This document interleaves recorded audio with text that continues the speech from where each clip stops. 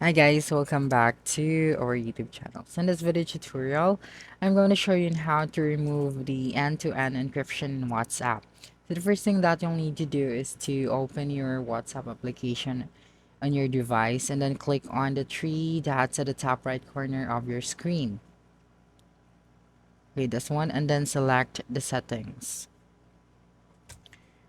From here, just scroll down until you see the chats option. So just click on it. And then scroll down again until you can see the chat backup and then click on it. Now you can see the end-to-end encrypted backup, so you will then just have to click on it and then click on the turn off option. And of course, you will have to type out your password here, the one that you have created when you turn off the end-to-end encryption. So just type it out. Okay, and then finally click on the turn off option and you're done.